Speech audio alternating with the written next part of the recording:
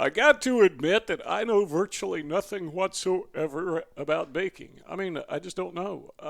Ask me to bake a loaf of bread or a cake or anything for that matter. I'm at a total loss, but even if you give me a recipe, I'm probably not going to get it right because of a lack of experience. Now, with that said, we're going to use baking, or more specifically, a recipe, as an analogy of a balanced life. Now, by that, I simply mean if you are baking a cake, and as little as I know this: you can put too much of anything in a cake and just totally ruin it. You could put in too much sugar, or you could put in too little sugar. You could put in too much milk or too little milk if you're baking with milk. Any ingredient you can put too much in. Now, with that understood, and everyone does understand that, we need to view our personal lives as kind of a recipe, and that we have certain ingredients that go into a successful life. And by successful life, I don't mean wealth or being a millionaire. I just mean living life as a typical person. For example, we need sleep, right? That's an ingredient that goes into our life, but we also need exercise. So what if you get too much sleep and too little exercise? Well, you become unbalanced. That's a bad recipe, and the outcome is going to be something that's not very good. So what if you do the opposite? You know, too much sleep, too little sleep, too much exercise, too little exercise. If you exercise all the time, you just wear yourself out. You don't take a break. You don't give your body time to recuperate and to rebuild. So the point is that life is all about balance. That we need to make sure that we don't eat too much or that we don't eat too little, that we exercise enough, that we don't exercise too little. So we could go to the extreme in any direction because life is all about a recipe, getting the ingredients and the quantity of the ingredients right. What does that have to do with psychopaths? What does that have to do with narcissists? Well, the fatal flaw of a narcissist or a psychopath is basically the same thing, and that is they get themselves out of balance. Now, when we talk about balance and a narcissist, what we're talking about is this. There are two ingredients that go into a successful life, in my opinion. Number one is we need to be responsible to take care of ourselves. We don't need other people taking care of us all the time. We need to take care of ourselves. But on the other hand, there's another ingredient where we need to make sure that we are taking care of others, that we're not always being selfish. So we have this balance. Take care of ourselves, and we need to help others. I know people who get out of balance. That is, they spend too much time trying to help other people. They just I don't want to say too nice, but they're just obsessed with helping others to the point where they neglect themselves. And because they neglect themselves, they can't help other people. Well, the narcissist is, well, he or she is just backwards of that. Now stop and think for a moment, and I frequently encourage listeners to do this. Think about the narcissist in your life. Make that word plural, by the way, because most people have encounters with more than one narcissist, more than one psychopath. And we're talking about the dark triad covert personality.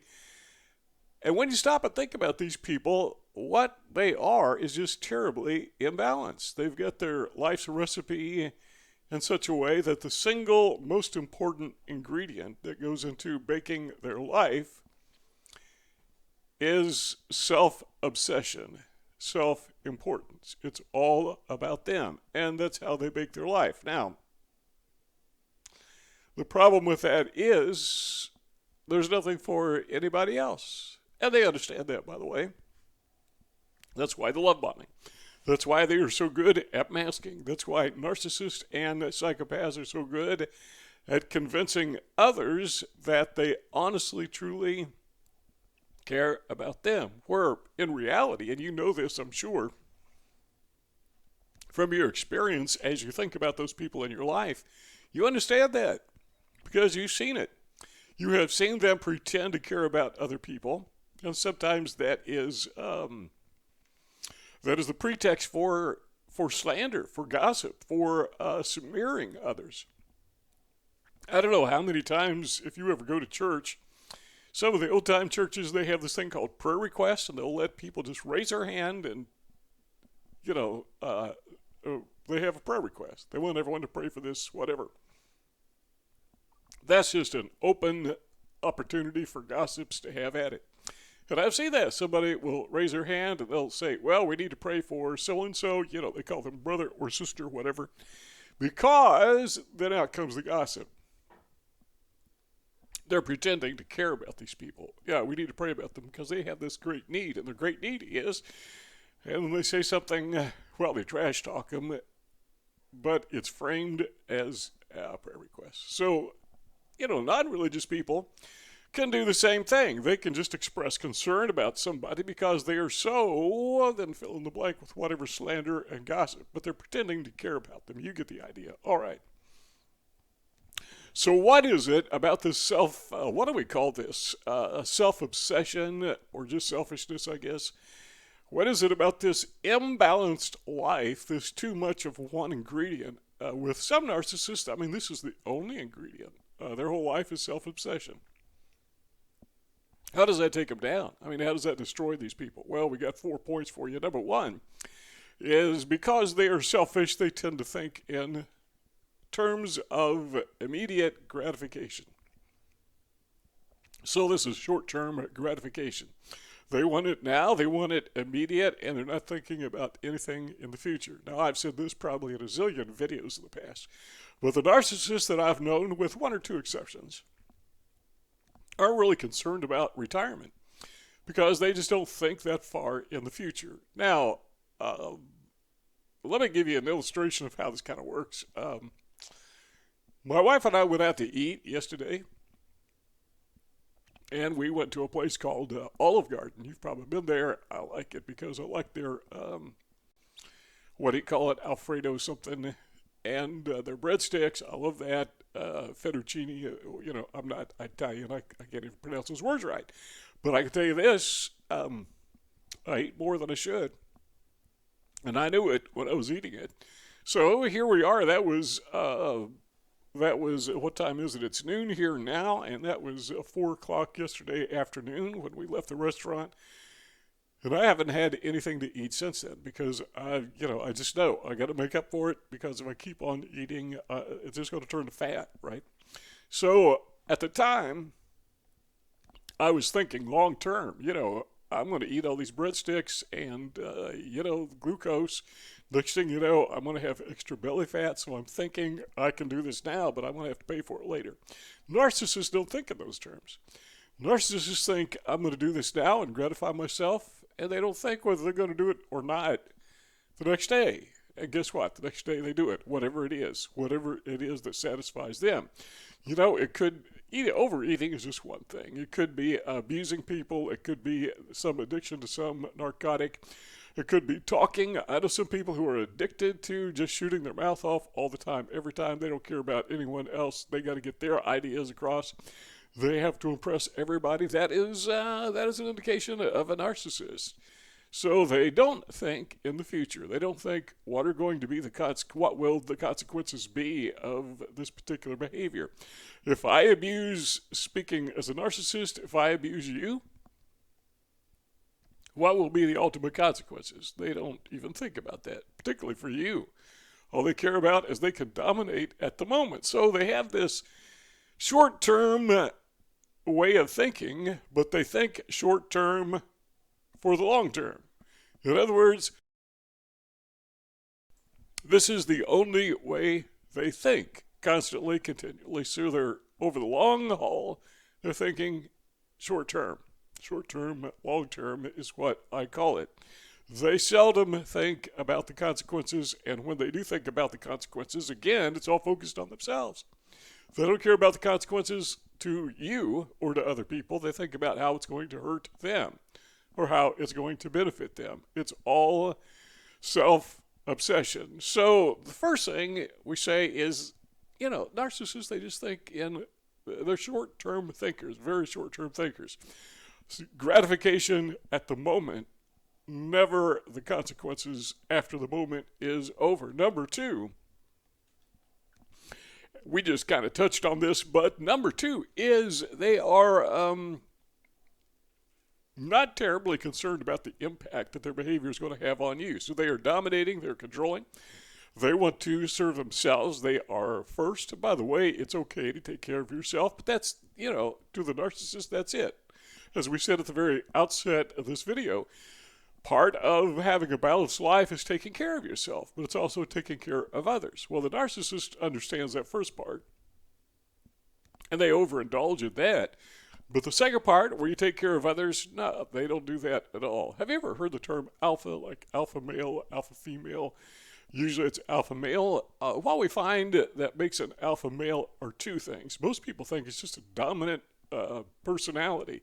Think in the terms of gorilla troop. The dominant personality, the dominant gorilla, that is the alpha male. Well, that's not true, because that's half of it. The alpha male also has the responsibility of taking care of all the other critters and the other gorillas in his troop. So it's a twofold thing. So the reason we say that is never confuse a narcissist or a psychopath with an alpha male or alpha female.